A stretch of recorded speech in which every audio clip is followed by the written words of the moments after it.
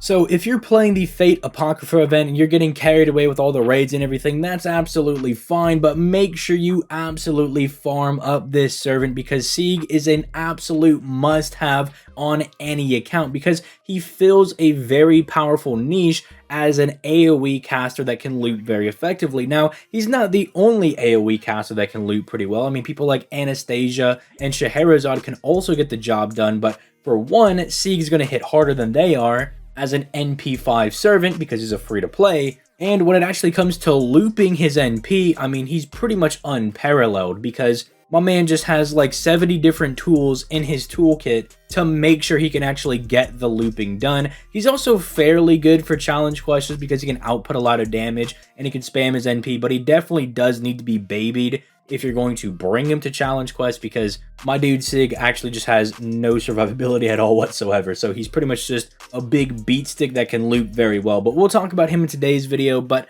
if you haven't already, leave a like on the video, subscribe to the channel. I upload FGO videos every single day, and I also stream every weekday. Monday, Wednesdays, and Fridays are FGO days, and Tuesday and Thursdays are Yu-Gi-Oh days. If either of those interest you, feel free to peep the link down in the description down below and come out to those streams. I would love to see more of you guys come out there. But with all that being said, let's go ahead and dive right into Sieg, starting off with his hits, which the only thing that's a little surprising with Sieg's hits is that he's not packing a triple arts deck, as that's kind of the usual thing for casters, that they have the triple arts deck, just as berserkers usually have like a triple buster deck. So that's the first thing that's a little out of the ordinary for Sieg, but I can see kind of what they're going for. Maybe it's like a lore thing because he's also Siegfried, so they're like, well, he should also have some buster cards as well so he can do some damage. But unfortunately with Sieg, the main name of the game for doing damage is through his NP, so even though they gave him the 2 extra buster cards, unless you're really pushing a lot of resources into it with like Koyanskaya or Merlin, you're really not going to reap anything from those buster cards. Again, he's also an art servant, so I don't know why you'd go out of your way to do that. You're probably just going to be using him with double Castoria anyway to maximize his NP effectiveness. Or if you're on the NA version of the game, you're probably using him with like Paracelsus and Nero Bride. But at the very least, since the NP is the name of the game with Sieg, the good thing about him, I guess, having less arts cards is that means they actually raised his natural NP gain rate to 0.78%, and that's pretty much the only thing that matters with Sieg. I mean, yeah, we got the meme of the extra attack not being 5 hits, which does automatically mean that he's a bad servant because obviously the extra attack is a composite card that gen stars NP and does big boy damage. But we're probably not going to be doing a whole lot of brave chaining with Sieg because we're just going to be trying to arts loop with our support casters, or, you know, Nero Bride, who's technically like quote unquote a support caster in concept, even though she's a saber. The most important takeaway from the hits is just that his natural NP gain is high. That's pretty much the only thing that actually matters with Sieg, because I can't stress enough that you're really just clicking the NP as often as possible, which is actually really easy to do because of his skills. So moving into his first skill, he's actually giving himself a 30% NP gain buff that lasts 3 turns on a 6-turn cooldown. It also raises his max HP by 2k for 3 turns. We don't really care about that. The NP gain on this first skill is what makes him like super nutty consistent, because his natural NP gain is already pretty high as is, and then stacking this on top of that is just asking him to be a looping god. Because when you start to get these like decent to even higher NP gain buffs, you know, if they're starting to push it to like 50% or something, this is when you kind of see these servants that are just absolutely unstoppable when it comes to looping their NP. In fact, you could almost look at Sieg as kind of like a smaller version of Berserker Musashi, because he does have the smaller NP gain buff at 30%, which is still good enough given his naturally high NP gain, but they both kind of farm in the same way where they just loop all of their NP back, although Sieg on his third skill kind of has something to guarantee that he will be able to farm if something goes wrong. So just to kind of like put that in perspective, the NP gain buff on him is absolutely crazy. His second skill is probably the weakest part of him, because while it is a 36% arts performance buff for 1 turn, which is very good because that raises the damage of his NP, it raises the NP gain of his arts cards. And if you're doing an arch chain, it also raises the damage of his arch cards in that chain as well. The problem is that it only lasts for 1 turn, and unfortunately, because it's 36%, I would have really liked to see that be a 3-turn buff instead of a 1-turn buff, because typically the only card buffs that last for 1 turn are the mana bursts that are like 50% at bare minimum, with some rarer mana bursts being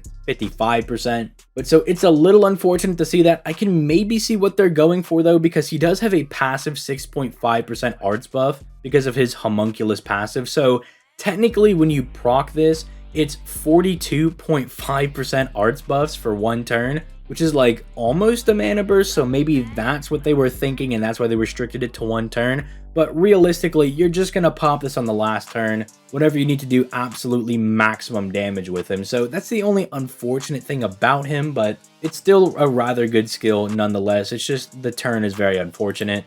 Then finally, we have his 3rd skill, and this is what I was talking about earlier. He gives himself a 30% battery and then gives himself just an absolutely massive 100% special damage mod against dragon enemies for 1 turn on a 6-turn cooldown. This really helps you secure a lot of farming, or if you're in a challenge quest where the boss might be annoying at the end of every turn, they just take a bit of your NP away. This is supposed to guarantee that he can loop every single turn just by having this extra small battery in the back pocket just in case something goes awry. Also, because of the newest buff on Yugioh with the append skills, this actually does technically mean he has a 50% battery, so he's actually compatible with 50% starting charge CE, so if you have Magical Girl of Sapphire, you can actually plop this right on him. Although, do keep in mind, you do need Magical Girl of Sapphire to be max limit broken for the 50%, but I'm sure even with a normal Magical Girl of Sapphire, this, and then plus, I don't know, some Mystic Code, or 10% NP from like a waiver or something, right, will get you started farming, because once you have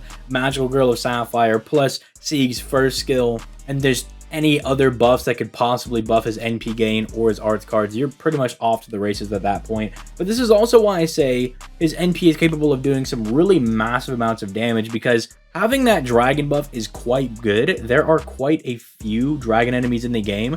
The only unfortunate thing is that dragons tend to be rider class enemies, and Sieg is a caster, so you're not really doing big damage. You're kind of just canceling out the type disadvantage you have against those enemies. You should technically do a little more than just having type disadvantage and like neutraling out because of the 100%, but it's just kind of an unfortunate thing that dragons are riders, he's a caster, and he has damage mod against dragons. It's just a little unfortunate. But then finally we can move on to his NP, and this is like the most simple thing on the planet. It has 3 hits, which is pretty much the baseline to be able to farm. It does damage, it's a free NP 5, and every time he fires his NP, he reduces all enemies' defense by 20 to 40% depending on overcharge, and it procs first to guarantee that he's going to be doing at least some decent damage. So this makes up for the fact that he only has the 1-turn arts buff. This gives him a little bit of extra damage. Kind of just think about it as just like being a self charisma or something, because the 20% defense is going to function similarly to like a 20% attack buff, so it functions in a very similar way. But while he might not sound like the most broken servant on the planet, he's just insanely valuable for looping, and considering that you would otherwise need someone like Anastasia or Scheherazade, it makes Sieg very good, because those are 5-star servants that not everybody's going to have. Although the other argument you could probably also make is say that like you could just use Chen Gong instead, but the thing is, Sieg actually does slightly more damage than Chen Gong with his arts buff up, which is where things are going to be the most important, because that's going to be popped on the 3rd wave when you need the most amount of damage possible, because that's when the enemies are going to be at their beefiest. And then if you happen to have a dragon on that last node, that's for whatever reason not a rider, it also makes Sieg good in more niche situations as well. Chen Gong versus Sieg though is a pretty interesting thing to have. It's kind of like an interesting debate,